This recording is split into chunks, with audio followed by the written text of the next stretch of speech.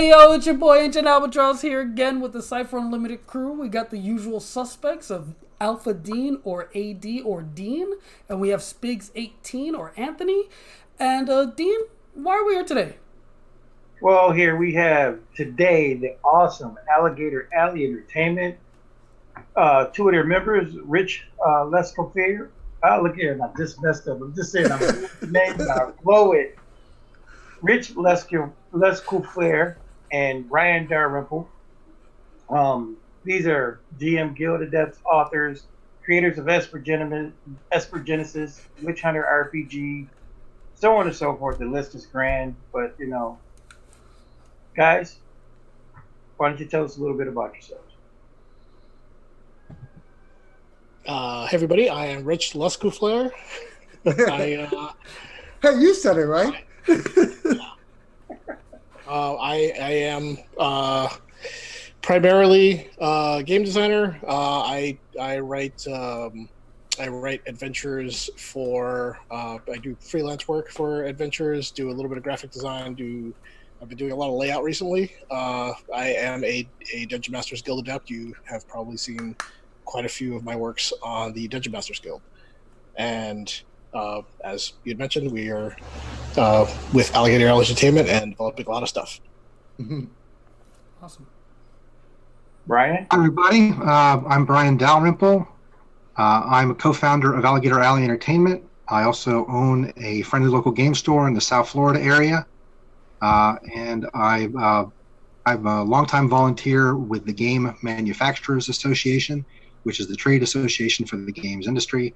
I'm also a freelance game writer, graphic designer, art director, editor, all of that stuff. Awesome.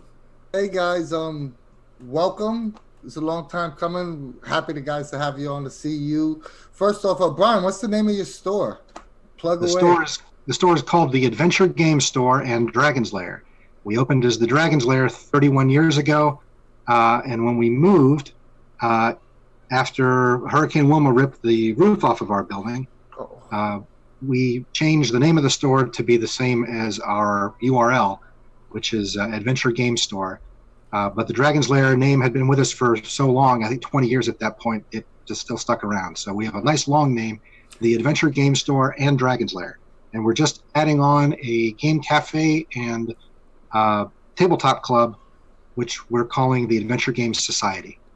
Awesome. I dig it. I'm assuming that you guys are going to have an organized play at Esper Genesis there.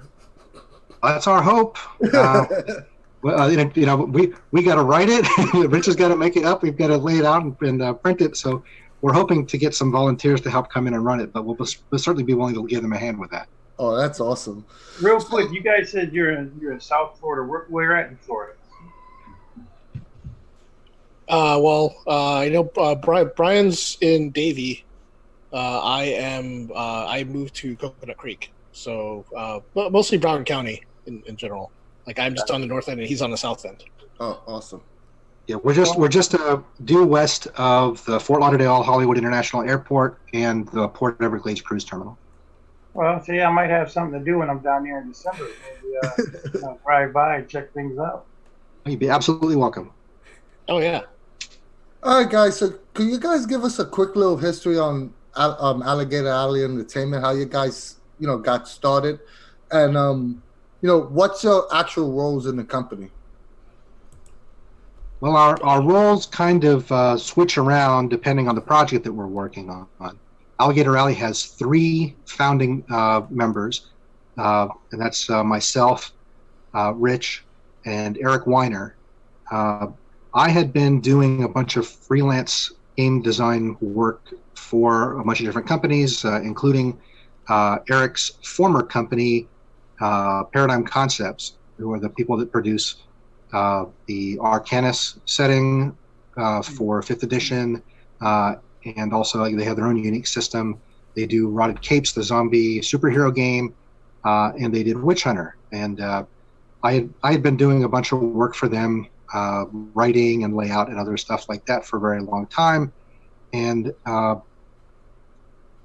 in that same time, I started doing some game development with some customers in the shop, and we set up a couple of small companies. We produced a character folio for Pathfinder, and we were working on some other projects. But it's really tough to be like a one-person operation. And I always had it in mind that we would try to get something started. And while my friend who was my partner in Gamer Ingenuity, which was the company that made the folio, moved away. So I started working on some stuff on my own, and Eric had a kind of parting of the ways, an amicable parting of the ways with his business partners at Paradigm Concepts. And he brought Witch Hunter with him away from there. And he said, listen, I'm going to keep producing stuff for Witch Hunter. If you still want to work doing some layout with us, we can put a company together. So we did the groundwork for that. And at the time, Rich was running D&D in my shop. And Rich has had a mind toward design and getting published for a really long time. And he told me that, his dream was to do some writing for Wizards of the Coast and put out his own stuff. And he showed me his stuff, and I was impressed as hell. I go to a bunch of conferences over the course of the year, and one of the ones I go to is Metatopia in New Jersey, which is a design conference. And I showed some design friends of mine Rich's work, and they were like, "Hey, you've got to get with this guy," and because he's got a really good head for writing, and he did this project, and they were just blown away by it. And they said, "Hey, if you can find a way to get into business with this guy, you should definitely do it." And I was like, "Yeah, I was thinking the same thing." So I talked to Eric about it, and we talked to Rich. We had already agreed that we were going to try to publish Rich's first 5th edition material, and Rich and I were working together on it, and we seemed to click really well and put the project together in very, very short amount of time. And it became evident that when we were working together, that each of us had like an area where we kind of excelled. So my strength at that time was the graphic design and layout, which I'd been teaching Rich, and he'd been developing on his own. Eric's strength was in the actual publication and project management end of things, because he handled a bunch of the finance and print buying and that sort of thing for Paradigm Concepts. And Rich was extremely strong, still is an extremely strong writer. And we all knew that these are all like different aspects of what we need, and that a one-person house would not be able to fare as well as 3 people, each with overlapping sets of needed skills that we could all teach each other and move ourselves along. So we talked to Rich about it, and Rich was awesome to us and said, yeah, he wanted to come aboard. So we founded the company at that point. And so Rich has got Esper Genesis and some of the 5th edition stuff he's working on. Eric has got Witch Hunter. I've got a kind of a fairy tale line of 5th edition stuff that I'm going to be working on. And then depending on which project we're working on, the roles are inside that project are going to switch around from person to person because we don't have specific titles in the company. And I'm sorry if I answered the entire question without letting Rich can take the whole next question. I told you. I mean, Rich, you could also tell us your side of the story. Like, how did it feel getting approached by them, or you showing them your stuff? Were you nervous? Like, what was going through your mind through all this? Honestly, real quick, Rich, just to add on to that. So, is my understanding that you're the brainchild kind of Esper Genesis as a whole, or did this happen organically? No. So Esper Genesis kind of started as well. When I had first joined with Alligator Entertainment, I was interested in writing like this whole 5e adventure series, which is the Demon Bane Chronicles. And I had launched into that. I was very big in getting it together. And at the same time, sorry, my earpiece is falling out. And at the same time, I was just writing up rules for modern day, weapons and armor for 5e. And I got kind of excited about it, and then I was showing it to people, and then I was just in the middle of a sci-fi kick at the time when we were doing something. I was going to continue writing Demon Bane, and then I got launched into this because I looked at it and I said, well, okay, fine. In order for me to release this stuff, it needs something attached to it, some kind of story. So I kind of, built a story around it. I'm like, hey, this needs characters. Hey, this needs other things. And then eventually it just expanded into all of the stuff. So I said, okay, I need sci-fi things for these rules. So I went and I reached out to everything in existence from my childhood, from sci-fi and video games that I ever liked, and threw it together in a big sandwich. And that's how Esper Genesis came about. Nice. And my part of the question, like, how did it feel being approached by publishers to get your stuff out there? These guys who try to get your work seen by other people. It felt great. I was just kind of I was doing it. I kind of dreamed about getting published and doing stuff for WotC and stuff like that. But at the time, I was just doing stuff as kind of like a hobby. It was a lot of fun, and I showed my stuff around, and it was really uplifting, to hear, like Brian was very impressed, and he said, yeah, I brought it, I showed it to all these people, and they were really impressed. And I'm like, really? Okay. I definitely feel that I like to craft my own things too, and whenever I show stuff to people and they're like, oh, this is awesome, I'm like, is it actually? Like, there's always that sense of self-doubt when you're a creative, but it's always nice hearing those positive words from other people. Exactly. I think it's cool, but I don't expect other people. But yeah, I did not catch what you said, Dean. I said, stop doubting yourselves, people. You are awesome. We are awesome. Most definitely. But now that we touched on Esper Genesis, can you explain a little bit further about what exactly that is for people who may not know what Esper Genesis is, and what made you decide to do a sci-fi setting in 5e? Well, you just said it. Esper Genesis is a sci-fi setting for 5e. But you could go into a little more in-depth about it. Oh my god, I'm an idiot. That's okay. It's a two-part question, right? So. Okay, so it is a sci-fi setting for 5e. It is it's sci-fi in the sense that you can play it as a 5e sci-fi game, but it is also it's a toolbox. So the game itself has its own set of player races. It has its own base setting. It has rules for modern day weapons and armor. It has an integrated Starship Combat system that can run simultaneously with ground combat if necessary.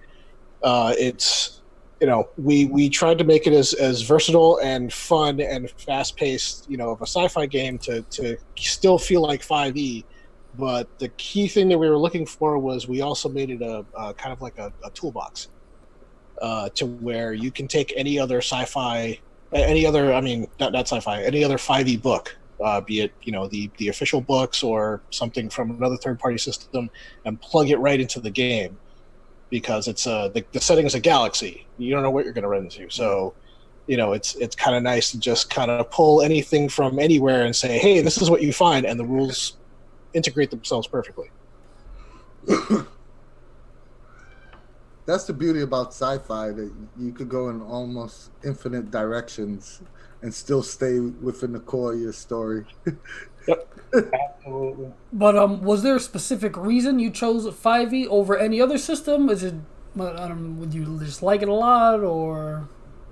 Well, D&D has always been my favorite since ever. Well, actually, I've had ties. When I first started RPGing, it was really D&D and Shadowrun.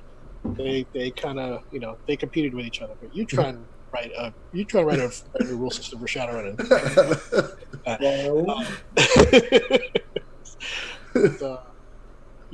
When 5e came back on the scene, I was really excited to get back into D&D. I love D&D, and just kind of looking at everything. A lot of people like to do the Pathfinder thing. They want to take the rules and they want to deconstruct it and do all this stuff to it. And we want to make like a new deconstruction. And I just looked at the rules and I said, there's nothing wrong with this. I'm just gonna put stuff in it, and it works. And That's pretty awesome. cool. That's pretty cool. So with that being said, that's just kind of like a perfect segue into what my question was: is what would you consider the most difficult part about creating a sci-fi setting using 5e rules? And did you have to change many things to create, or did you have to create additional rules to better represent the genre? Let me see. The most difficult thing was probably the reverse of what you might think. Actually, the most difficult part about putting sci-fi into the 5e rules was not changing 5e. It was like you want to put in all this stuff, and then the most difficult part is like, okay, this rule or this rule system is supposed to function for everything. So, you sort of have to work in reverse and say, all right, I need this genre, I need this setting, I need these, I need machine guns and starships and things like that. But I don't want to add a whole bunch of complexities to a game that's supposed to be fast and fun and simple. That was really the most difficult part is taking that out of my brain to do that. It worked out. It worked out pretty well. And the what was the second part of the question? See, it's late. That's The second part was, did you have to create any additional rules to better represent the genre? Oh, yes. So we needed rules for like burst fire weapons. Those things don't exist in fantasy. We needed to come up with a reasonable balance between how high velocity weapons work versus modern day armor versus armor from the fantasy worlds, which you might be incorporating into the game. Probably things like what happens in zero gravity, what happens what happens with modern day vehicles. Probably the biggest thing that we had to that I had to implement was doing starships. Vehicle combat. Well, up until now that they've introduced some of the Saltmarsh stuff, it didn't exist really. So not only did I have to come up with a rule system for starships, I had to make it so that it ran like a 5e combat, and it used rules that just didn't exist yet. So you guys are probably instrumental in what Saltmarsh is doing. I don't really want to say that. I said it for you. Don't worry about it. What do you think, Brian? Brian and Rich still got to do some freelance work. You're just killing their freelance. Oh boy! I wonder how much you, Brian, and Eric play tested before you showed it to a bigger group. Oh, Brian, you hit the first question, and I'll answer the playtest one. Sure. So which one was the first question? Playtesting, or was it or we're talking about Starship Combat still? About your influence on the Saltmarsh rules. Oh well, so I am not a DM's Guild adept, and do not have the inside track and lead on what is going on in the D&D and Wizards design community the way that Rich is kind of tapped in there, and Rich does honor his non-disclosure stuff, so that's probably a better answer for him if he's able to do it. But I haven't had a chance to see the Saltmarsh stuff because my shop isn't receiving our copies until Friday. Don't do it, Rich. It's a loaded question.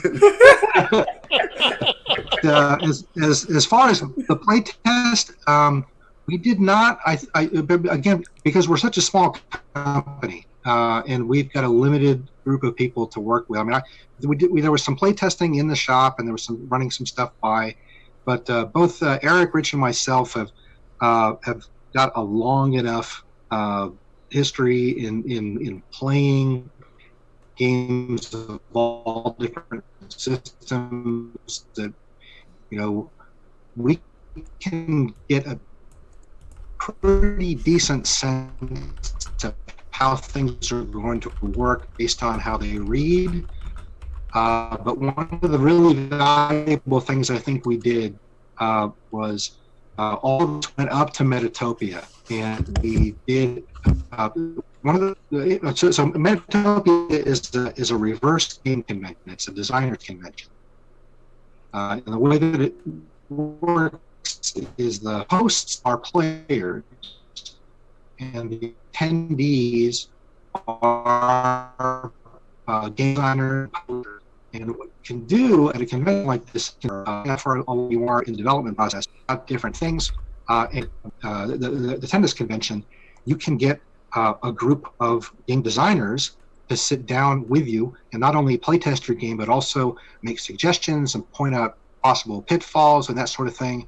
And so Rich was able to run a session, and among the players were Cam Banks. I don't know if you guys are familiar with Cam's work with Margaret Weiss Productions and Atlas Games, and Rob Donahue from Evil Hat Productions, who was one of the guys, him and Fred Hicks basically put Fate together, along with some other really good designers that were up there and got a look at the system and offered input, and a lot of what they had to say, Rich took to heart and made some adjustments on, and that was really super helpful. But we, as a beginning starting out company without any kind of following at all, didn't have the ability to reach out to a broad group of playtesters to try stuff out. So we did what we could. I see Rich has a hand up.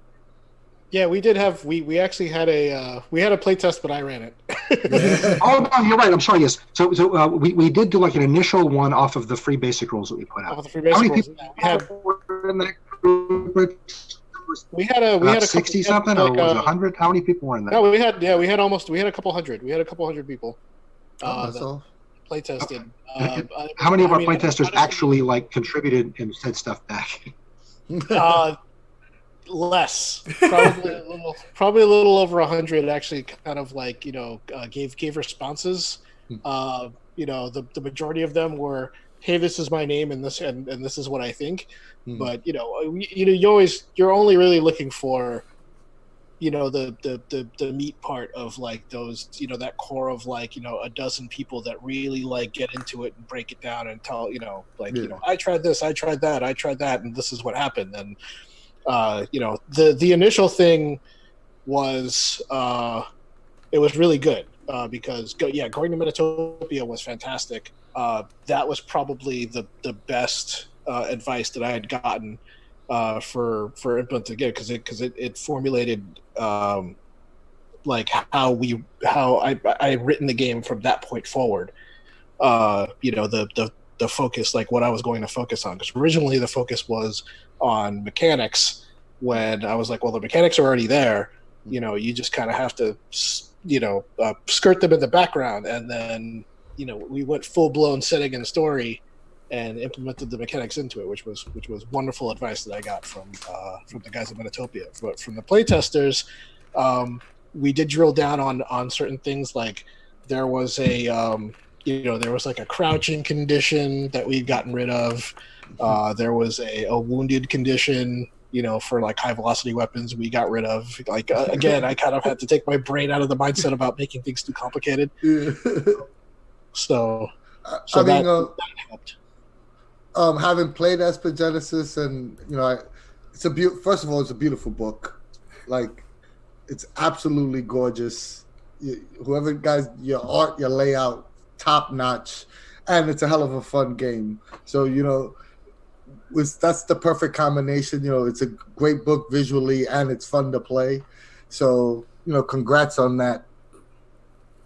You guys have 9 new races and 8 new classes, I believe, right? Or am I wrong on that? I'm pretty close. Yeah. You're right. Could you explain to our listeners that may not know or haven't played Esper Genesis, could they play a 5e character with little to no difference, a regular core character in Esper Genesis? Oh yeah, absolutely. So it's I personally know, but I just want all listeners know they could, so they could grab a regular class for 5e and play a normal, without having to change pretty much anything. I mean, there are probably a couple of things that they might have to introduce, so you can pull, yeah, sure, you can pull an elven, ranger or something, out of the 5e books and plug them into Esper Genesis. You'll have to do. I mean, there's very little change because the rules are going to find the character and affect them. Because they work like that. The only difference that you'd probably have to do is decide some of the skills are different. You have a lore skill that replaces like history. There's no such thing as Arcana because there's no there are no wizards or spellcasters or anything like that. Skills like computers, mechanics, they'll exist. Obviously, such a character won't have proficiency in them, but it's kind of like the same thing. What's your save versus burst fire? It's you can take it all from that character and calculate it on the new sheet without having to redo anything or learn anything. So that's really all the small changes that you need. Yeah, awesome. Nice. But yeah, we're again talking about Esper Genesis, and you already mentioned the what you call it, the spaceships, the ship battles.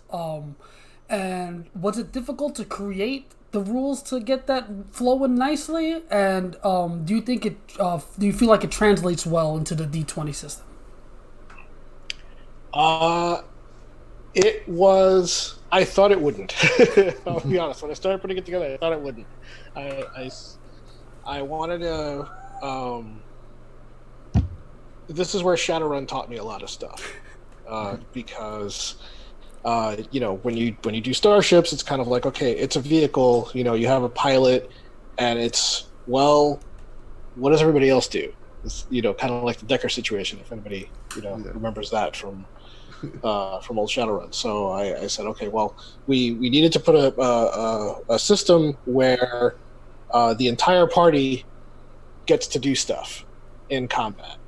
And if they're doing that, then they should work in unison. So that's where I figured, instead of doing actions, we came up with the maneuver system where, like, the whole party would work as a crew. They could get to sit there and get to have a whole conversation about what they're doing that round. And from that kind of created itself. After implementing that, it was like, and we tried it out. It was like, oh, this is actually a lot of fun because you get to meta legally about what you're doing, and then all the maneuvers happen, and it creates a little bit more camaraderie, that way, versus that one dude that's in the corner.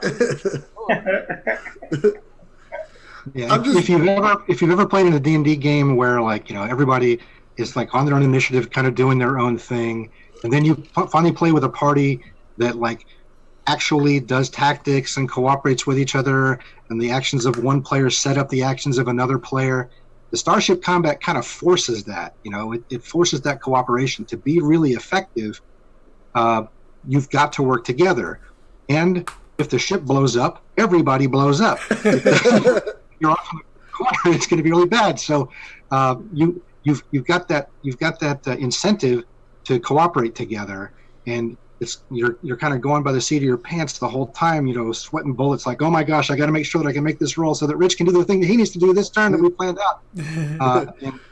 When you're sitting in the player's seat for Starship Combat in Esper Genesis, it's really exciting. The tension is really high. It's a lot of fun, and we've gotten probably probably some of the best feedback that we've gotten on Esper Genesis has been as a result of the Starship Combat system, which really is the ground combat system, but with this kind of cooperation and shared risk factor coming into it all at once. It's really worked out great. That's awesome. I'm sorry. Dina, I was just gonna ask. I was wondering, but you mentioned other RPG systems. Are there any other ones that influence you besides Shadowrun? Well, I mean, yeah, Shadowrun, I guess, kind of influenced me more of what not to do, but even though I love it so much, Yeah. It's pretty crunchy. The old version should just not be crunchy. Let's see. I think it's less of RPG systems that influenced me, and more of just RPGs in total. Like I've played so many, and it's kind of just deciding what works and what doesn't. For 5e, simplicity is key, speed is key. So, take anything that you've gotten from any of those RPGs that you played beforehand and plug them in.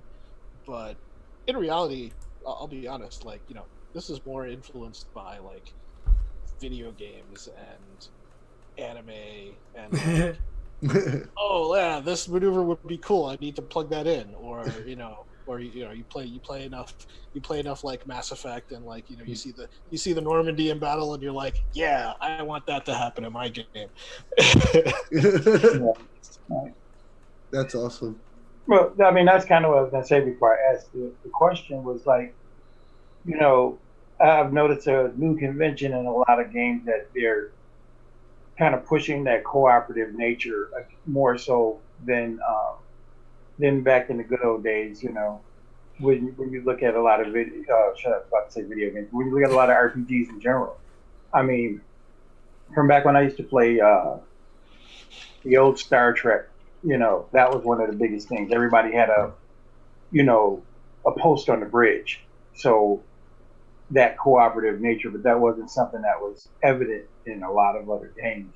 So it's really good that, nice that Esper Genesis does that and does it so well. Oh, thank you. That's my 2 cents. But moving forward, now we were just talking about Esper Genesis is the brunt of our conversation here. Can you explain to us, since the core book has been out for a while, what the threats database and master technician guide book that should be coming out soon? Can you give us a little bit of insight into what those are all about? Sure. The threats database is far more straightforward of a book. It is your sci-fi monster manual, in effect, in a sense, where it provides everything you need to set up dangerous encounters or scenarios in the Esper Genesis universe. It has a bestiary of all sorts of weird, sci-fi creatures and phenomena, and all of them very much like the way I usually explain it is how everybody D&D, everybody thinks that D&D has no setting in itself, but it really does. If you drill down into it, you read the monster manual. There's a lot of lore. There's a lot of history. There's a lot of the stuff with with the old monsters that come from even stuff from when D&D was in its infancy, and that's what we needed to do with the threats database. We needed to create monsters and aliens and things like that, but also incorporate them into the setting so that the game master can weave a story around why they're there, what they're doing, how they interact with each other, how they interact with different factions. We have a bunch of different major threats that are that have over arcing stories and plot threads throughout the galaxy. So that's what the threats database is. It gives you the tools that you need to create sci-fi encounters and really cool adversaries for the players. That also includes hazards and threats for starships. It gives you encounter tables for all new types of different encounter zones in a sci-fi universe. And random tables for creating not really tables exactly, just sort of guidelines for creating alien beasts, things like that.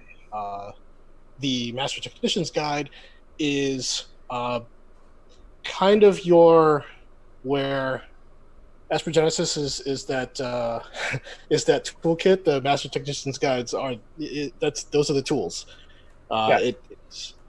it's going to, the planned release for the Master Christian's Guide. It's going to have a lot of things that you would find in the D&D Dungeon Master's Guide, but only to a certain extent.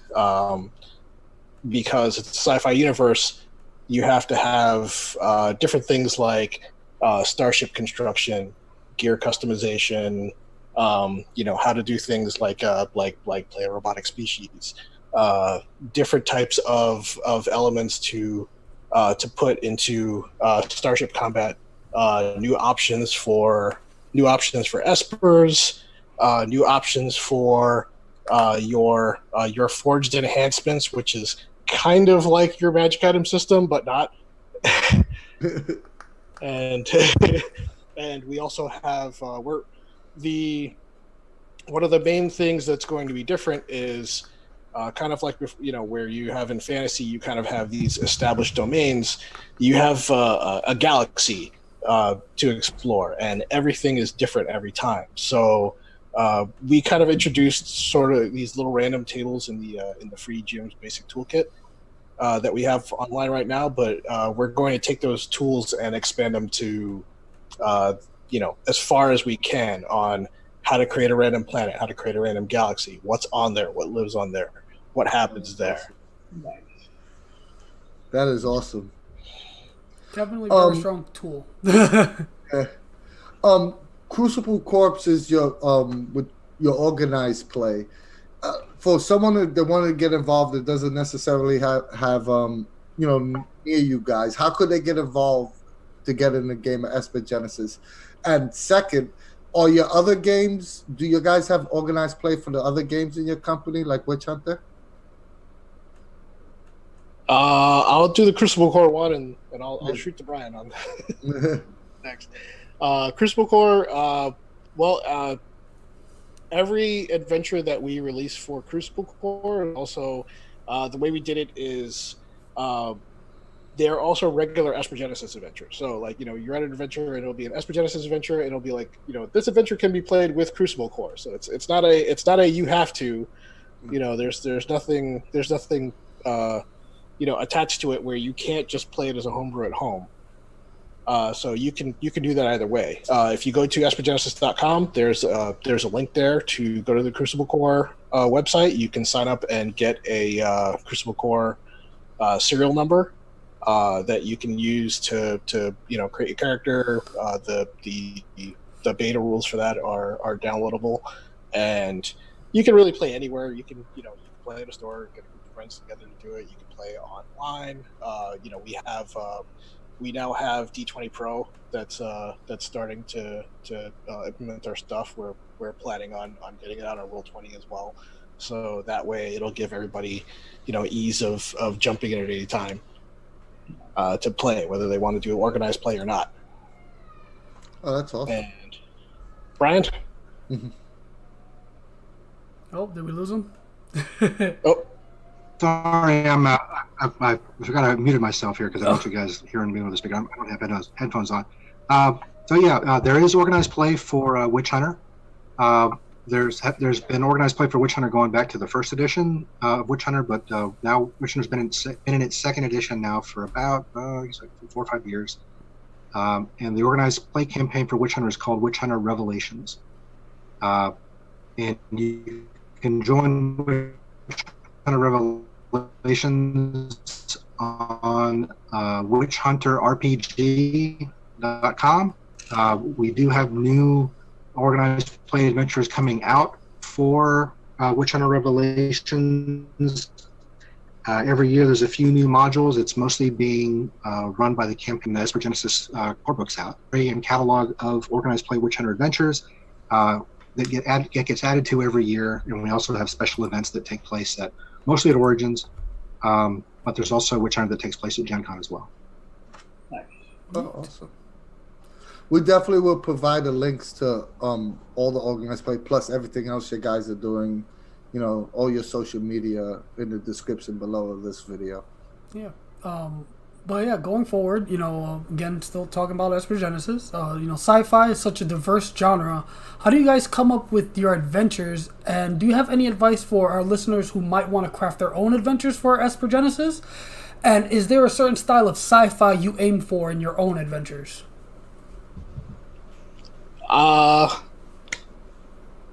Let's see. How do we come up with sci-fi stuff for Esper Genesis? I don't really know how to answer that question.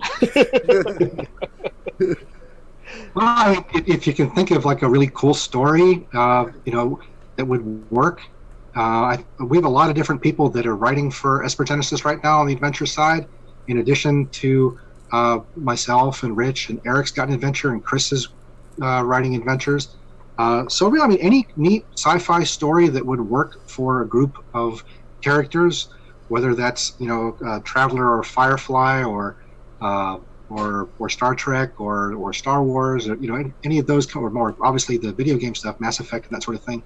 All of those would work really well. Any kind of party oriented storyline can be crafted into a cool sci-fi adventure. I've always been kind of more of a story makes the game, and then things like genre and theme and rules and stuff like that can be adjusted to fit. When you're publishing, it's a different story because you're putting out a standard set of material for everybody to use. But when I run, I borrow stuff from everywhere.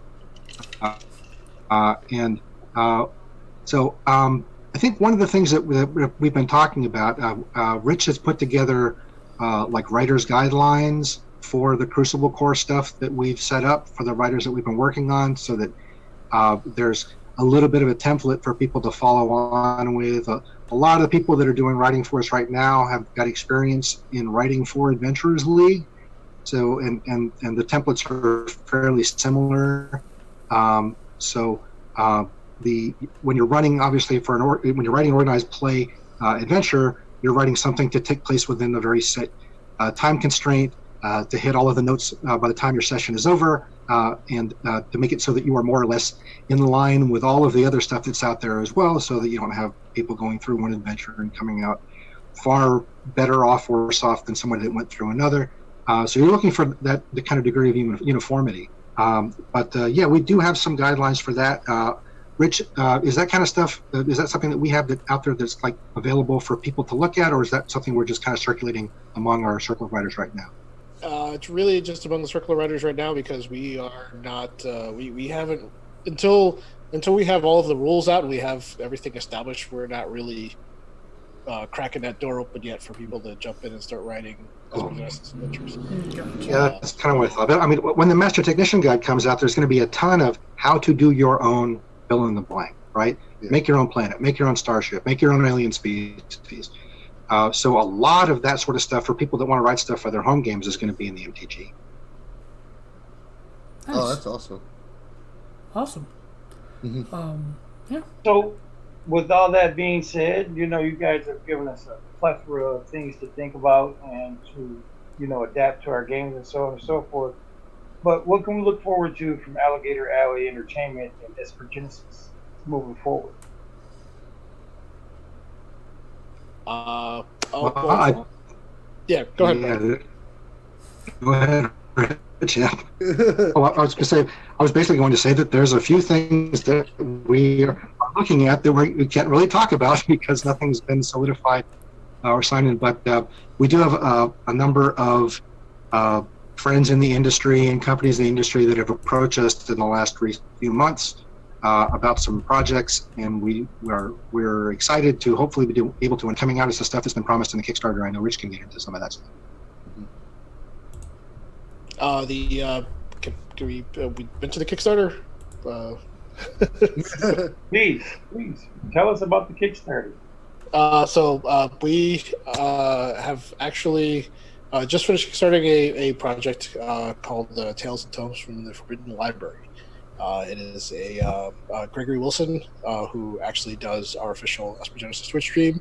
He wrote a series of adventures, set in obviously a forbidden library, and the adventures themselves run into like a small series in a book, and the afterwards is actually a collection of various tomes and various almost like a collection of hidden treasure trove of books that you would find in a forbidden library. For that, we have an amazing list of game designers and that contributed to that side of the project. I'll let Brian take it from here because I know he's got more on that side than I do. Oh, okay. Yeah. Sorry. I should have been more specific. When I was talking about the Kickstarter, initially I was talking about the Esper Genesis Kickstarter. There's a couple of other things that are following on after the 3 core books that were mentioned. Okay. In that. I can do that. Okay. So, all right. So in addition to the Crucible Core Adventures, with the Crucible Core Adventures are we have 8 of them officially out right now. We do have a few more on the way. They are, again, we actually, apologizing to our fan base. They are a bit delayed for, writing and editing issues. But usually when we put something out, we want to make sure that it's good and it's right, and even if it takes a little more time, that's kind of what we're going for. In addition to the Threats database, which is coming out, the Master Technician's Guide that is coming out, we also have a mini adventure series called the Cerberus Arcology. That was a stretch goal that had come out. So that's going to go to all of the backers, and then that's going to be like a 5-part mini adventure series that we're shooting out there. As far as the Kickstarter itself. There are digital threat tokens, which were also a stretch goal, I believe, and those are going to be made available for sale. Those can be used on Roll20 and D20 Pro and anything like that for purchase once we get the threats database up and running. We also have we have a few more. Oh, go ahead, Brian.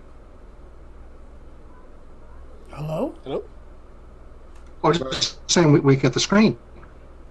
We have the GM screen. That's true. Let me reach the GM screen. Yeah. Sorry, you came in really slow there, Brian. Is he dead? Brian, I think you came up broken up. We couldn't hear you. I think he's saying the GM screen. It kind of sounded like you said the GM screen. Okay, sorry about that. Yeah, okay. So, So we were talking about the GM screen and other stuff that comes through there. Yeah, sorry. My computer just gave me a warning that enough for Esper Genesis, like the ones that Richard mentioned, the things that were promised in the Kickstarter, we still are delivering on. There's some other possibilities for the near future also that we can't talk about yet. But Rich started in about Tales and Tomes from the Forbidden Library, which, like he said, is a D&D adventure written by Gregory A. Wilson, who Twitch DMs under the name Arvin Elron, and has been running the Esper Genesis stream for, I think, 16 or 17 episodes now. He's got a fantastic cast of players, voice actors, and authors that are just having a wonderful time and it's really fun to watch. They've got some really great people on there, including the current president of the Science Fiction and Fantasy Writers Association of America, Kat Rambo, is one of the players. That's just a real treat to watch. And he had been running this D&D adventure for the last couple of years at Gen Con. It's a 3-session adventure for beginning characters set like Rich says in the library. And he wanted it to get published, and he was so taken with Esper Genesis that we were the company he wanted to have do it. So that's awesome. We agreed that we would do it, and we brainstormed around it for a little bit, saying, okay, well, it's a 3-session adventure. It's not a tremendous amount of words because it's really like 9 hours of play or something along those lines.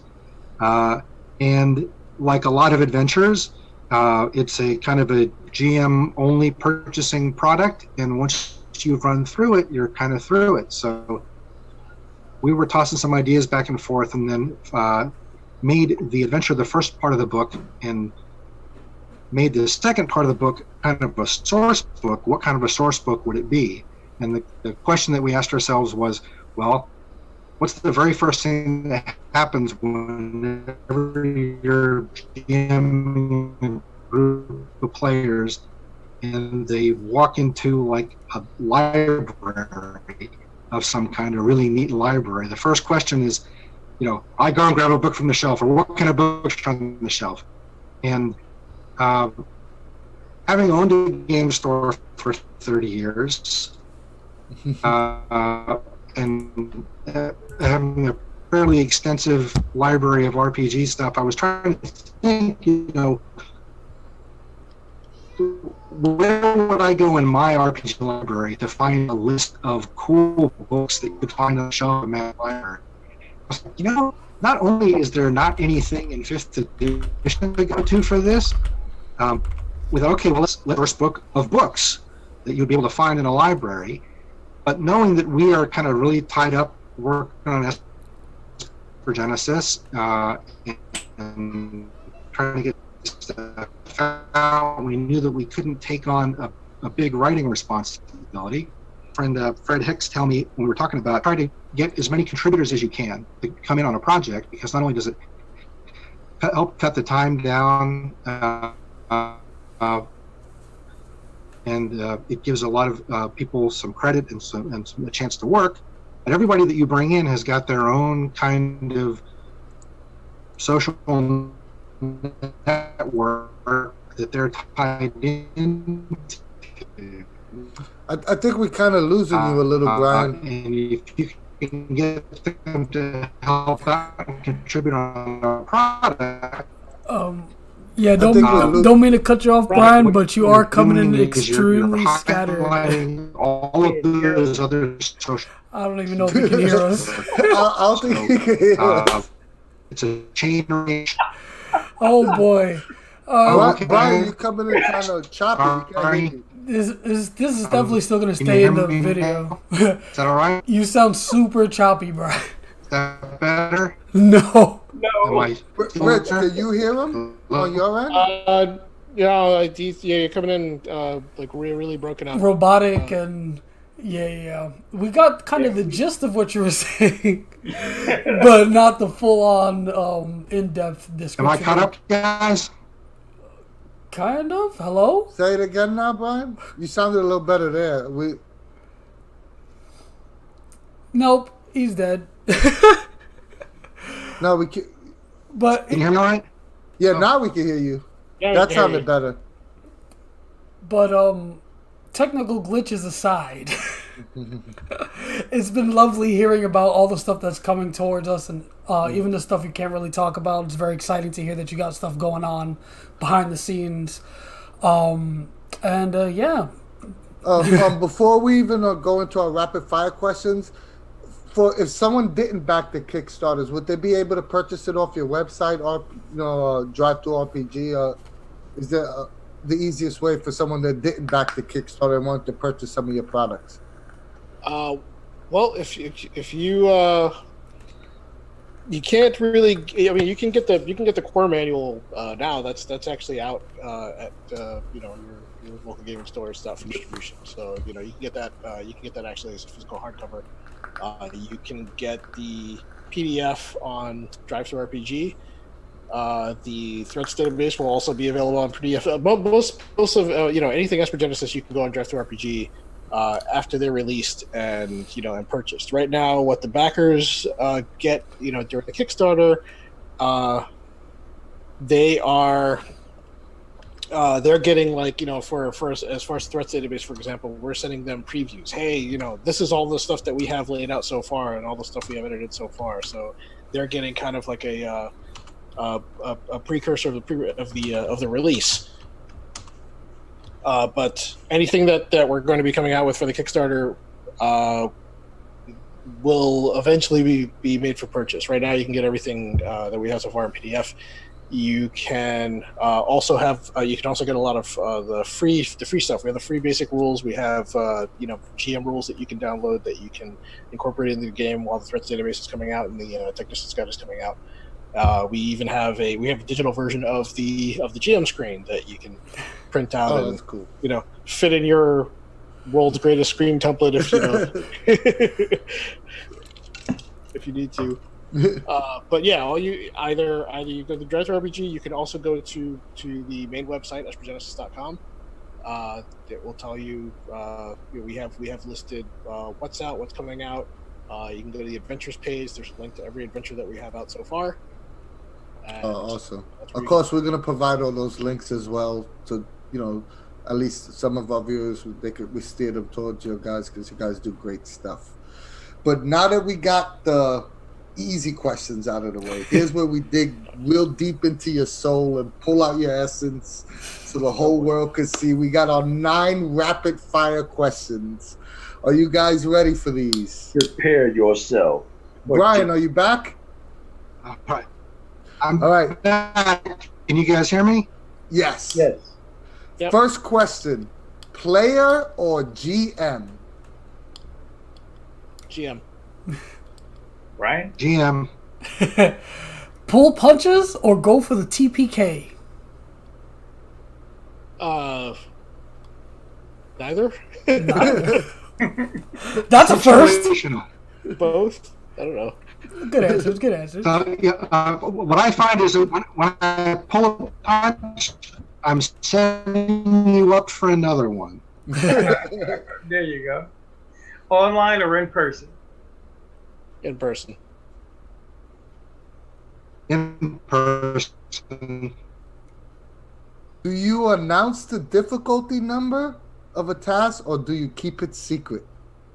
It's a secret. Situational. Normally, I'll keep it secret, but sometimes, if I want to scare a player or force an inspiration out of somebody, I'll let it leak that it's really high. Like to see him sweat. All right. So salty or sweet snacks at the gaming table? Ooh, probably sweet mostly. Yeah, I'm mostly salty or spicy. Spicy. That's the first. Spicy. We haven't heard that one. All right. Is it RP, combat, or that mix-up? Good mix. Definitely a good mix. Yeah, it's an RPG. You can't really have one without the other. They should go together well each time. That's what I think. Brian? Situational, depends on the group. My preference is I lean more toward RP. But yeah, combats can be super exciting and memorable too. All right. PDFs or physical books? Oh, I'm an old timer. Physical books. Unless I'm Give me a doing physical copy every time. Yeah. Most definitely. unless I'm doing a reference sheet or something, then then I can do a PDF so it's out of my way. Pen and paper notes or digital? I used to be a lot of pen and paper notes, but recently I've started doing more digital. Unless I'm doing combat, then it's still pen and paper. I don't know how that works, but Brian? So all of my prep is digital, but my in-game, during the game running notes are all pen and paper. All right, guys, and last but not least, here's the one that messes everybody up: pre-written adventures or that original content. So my usual MO is to take a pre-written adventure and make it original content. Yeah, we do. We got a couple of people that do that. That's pretty much every And Brian? My preference is original content. When I have the time to do the prep, but if I feel like I'm going to be running the risk of going in unprepared or, God forbid, missing a session, I have no problem cracking something open and altering it to fit and make. Nice. Yeah. Yeah. Good answers. But yeah, that concludes our rapid fire questions. Thank you, you guys did amazing. You guys are great. And yeah, it's been a fantastic talk. Thank you guys so much for coming on. Just like Anthony said earlier, we're gonna be sure to provide all the links and stuff you talked about in our description, so that our viewers can have access to them. And just really quickly, do you guys have like Twitter, Facebook, like individual for the company? How can we reach you on social media, or our listeners? Well, we have a Facebook page for Alligator Entertainment. We also have a Facebook group for Esper Genesis. So jump in on either of those. On Twitter, we are the company is at Alley, so it's ALLIALLEYENT. That's the had to shorten that. And, we also recently have a Esper Genesis on Twitter as well. So Nice. Okay. For me, I am at Skydawn, SKYDAWN and the number 1. Brian, I believe, correct me if I'm wrong, Brian is at ADV Game Store. Get my own. That's right. All right, cool. I got it. But yeah, we'll again be sure to provide all that stuff down below for everyone to check out. Reach you guys, reach your products, all that cool stuff. See what's going on inside your minds on the social media. And yeah, thank you so much for coming on. Thank you everybody for watching. Whoever is watching may have watched. Thanks for having us. And Anthony, any final words, or Dean? Yep. If you haven't checked out Esper Genesis or anything these guys are doing, you absolutely should. It's an absolutely beautiful book, and not only is it a beautiful book, it's a great game. I'll second that, and all I'll say is, guys, come back and see us again. We love to have you. We enjoy keeping people up to date on what's going on out there in the RPG world. Most definitely. And yeah, with that being said, thank you again. Tongue-tied. Alligator Alley Entertainment. And thank you all you viewers for watching. And from us at the CU, we will see you later.